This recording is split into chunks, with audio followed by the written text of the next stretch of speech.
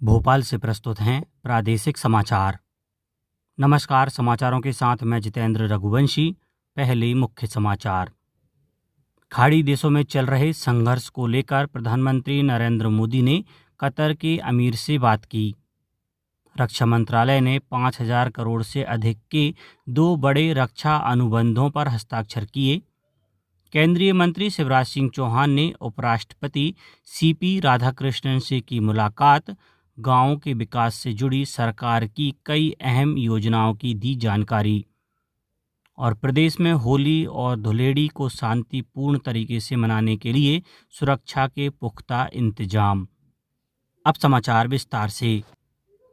खाड़ी देशों में चल रहे संघर्ष को लेकर प्रधानमंत्री नरेंद्र मोदी ने कतर के अमीर शेख तमीम बिन खाड़ी देशों में चल रहे संघर्ष को लेकर प्रधानमंत्री नरेंद्र मोदी ने कतर के अमीर शेख तमीम बिन हमद अल थानी से बात की। उन्होंने कतर पर हुए हमलों की निंदा की और कतर में भारतीय समुदाय के लोगों की देखभाल के लिए कतर के अमीर को धन्यवाद दिया। रक्षा मंत्रालय ने नई दिल्ली में 5,000 करोड़ से अधिक के 2 बड़े रक्षा अनुबंधों पर हस्ताक्षर किए। पहले अनुबंध के तहत हिंदुस्तान एरोनॉटिक्स लिमिटेड से भारतीय तट रक्षक बल के लिए 6 उन्नत हल्के हेलीकॉप्टर MK2 खरीदे जाएंगे, जिससे समुद्री सुरक्षा और मछुआरों की रक्षा की क्षमता बढ़ेगी। दूसरे अनुबंध के तहत रूस से भारतीय नौसेना के युद्धपोतों के लिए जमीन से हवा में मार करने वाली वर्टिकल लॉन्च मिसाइलें खरीदी जाएंगी। ये दोनों सौदे भारत की समुद्री और वायु रक्षा क्षमता को और मजबूत बनाएंगे। केंद्रीय ग्रामीण विकास मंत्री शिवराज सिंह चौहान ने नई दिल्ली में उपराष्ट्रपति सीपी राधाकृष्णन से मुलाकात की। इस दौरान उन्होंने उपराष्ट्रपति को गांवों के विकास से जुड़ी सरकार की कई अहम योजनाओं की जानकारी दी। इनमें प्रधानमंत्री आवास योजना, ग्राम सड़क योजना, रोजगार गारंटी और दीनदयाल अंत्योदय जैसी योजनाएं शामिल हैं। उपराष्ट्रपति ने ग्रामीण विकास के क्षेत्र में मंत्रालय के प्रयासों की सराहना की। प्रदेश में होली और धुलेड़ी को शांतिपूर्ण तरीके से मनाने के लिए सुरक्षा के पुख्ता इंतजाम किए गए हैं। पुलिस अधीक्षक मनोज कुमार राय के निर्देशन में जिले को 3 जोन में बांटकर सुरक्षा बढ़ाई गई है। वहीं शिवपुर में कलेक्टर अर्पित वर्मा ने 3 और 4 मार्च को शासकीय अवकाश और 5 मार्च को स्थानीय अवकाश घोषित किया है। सतना, मैहर और इंदौर में भी होली की जोरदार तैयारियां हैं और प्रशासन पूरी तरह सतर्क है। देश भर में सबसे पहले उज्जैन के विश्व प्रसिद्ध महाकालेश्वर मंदिर में होली का पर्व मनाया गया। कल तड़के भस्म आरती के दौरान भगवान महाकाल को हर्बल गुलाल अर्पित कर होली की शुरुआत की गई। माता पार्वती, गणेश और कार्तिकेय को भी गुलाल चढ़ाया गया। इस बार सुरक्षा कारणों से श्रद्धालुओं को गुलाल ले जाने की अनुमति नहीं दी गई है। होली के अवसर पर उज्जैन में शिप्रा तट स्थित पंचायती बड़ा उदासीन अखाड़े में करीब 10 साल बाद पंच परमेश्वर का भव्य नगर प्रवेश हुआ। देश भर से पहुंचे संतों का ढोल नगाड़ों के साथ जोरदार स्वागत किया गया।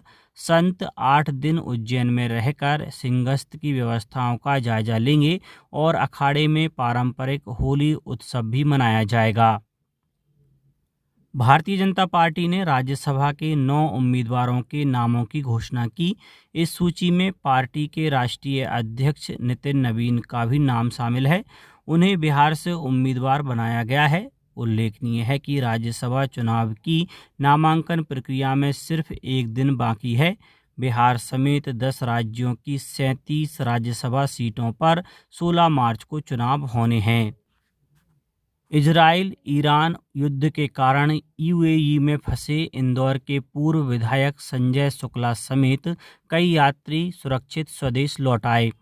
ये सभी लोग दुबई में एक शादी समारोह में शामिल होने गए थे, लेकिन युद्ध के कारण उड़ानें रद्द होने से वहीं फंस गए थे।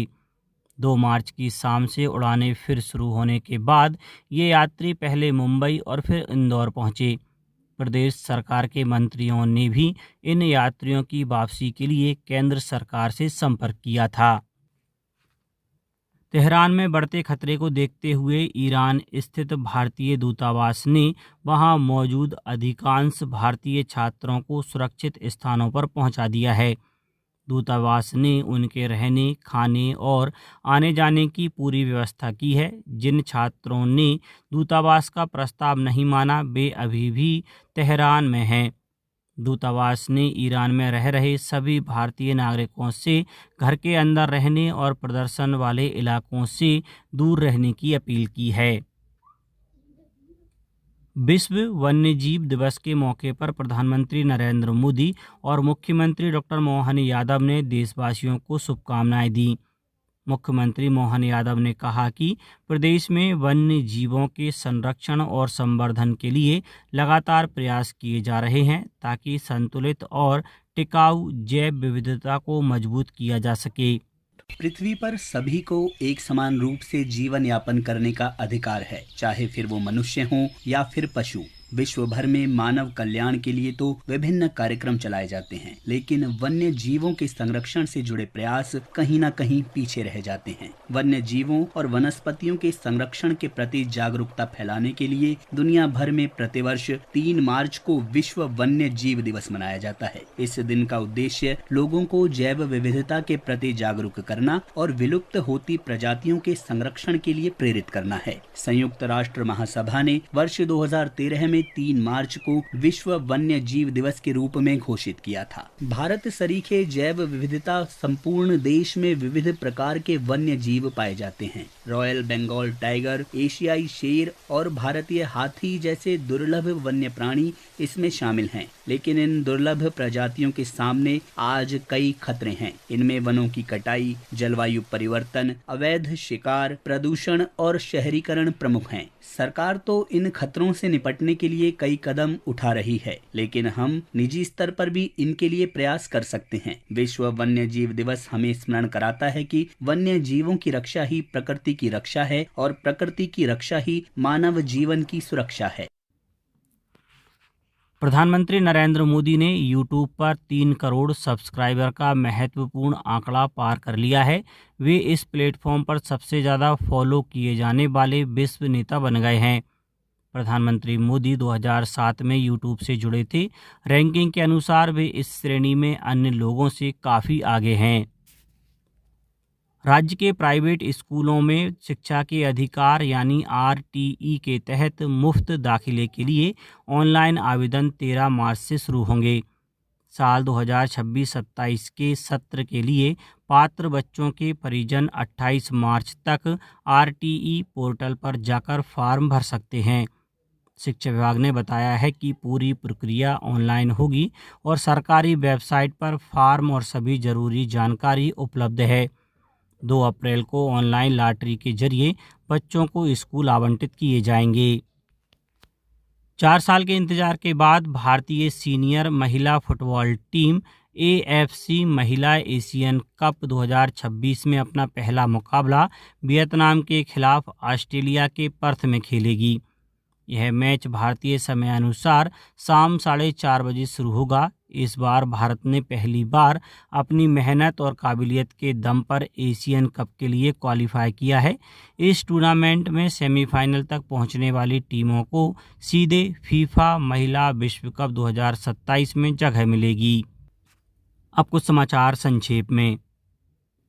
विद्यार्थियों की सुरक्षा की दृष्टि से कलेक्टर ने जबलपुर जिले में 1 अप्रैल से LPG से चलने वाले वाहनों से स्कूली छात्र छात्राओं के परिवहन को प्रतिबंधित कर दिया है।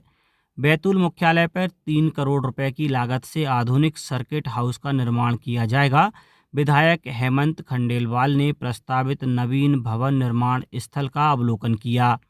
शिवपुरी जिले में होली पर त्योहारी सीजन को देखते हुए खाद्य एवं औषधि प्रशासन की टीम द्वारा विभिन्न खाद्य प्रतिष्ठानों का निरीक्षण कर नमूने संकलित किए गए।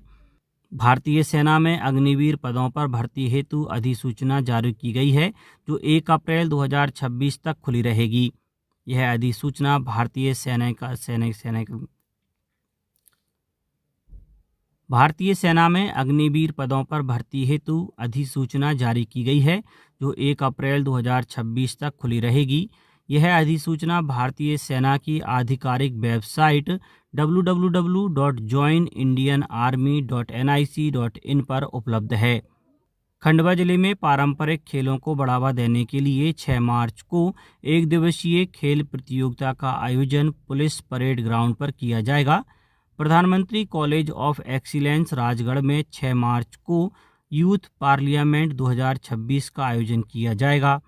अशोकनगर जिले की चंदेरी विधानसभा के पूर्व विधायक राव राजकुमार सिंह यादव का भोपाल में लंबी बीमारी के कारण निधन हो गया और आगामी 14-15 मार्च को मानस भवन भोपाल में चौथी अंतर्राष्ट्रीय रामायण कॉन्फ्रेंस का आयोजन किया जा रहा है। अंत में मुख्य समाचार एक बार फिर। खाड़ी देशों में चल रहे संघर्ष को लेकर प्रधानमंत्री नरेंद्र मोदी ने कतर के अमीर से बात की। रक्षा मंत्रालय ने 5,000 करोड़ से अधिक के 2 बड़े रक्षा अनुबंधों पर हस्ताक्षर किए। केंद्रीय मंत्री शिवराज सिंह चौहान ने उपराष्ट्रपति सीपी राधाकृष्णन से की मुलाकात। गांवों के विकास से जुड़ी सरकार की कई अहम योजनाओं की दी जानकारी। और प्रदेश में होली और धुलेड़ी को शांतिपूर्ण तरीके से मनाने के लिए सुरक्षा के पुख्ता इंतजाम। आज के इस बुलेटिन में बस इतना ही। नमस्कार।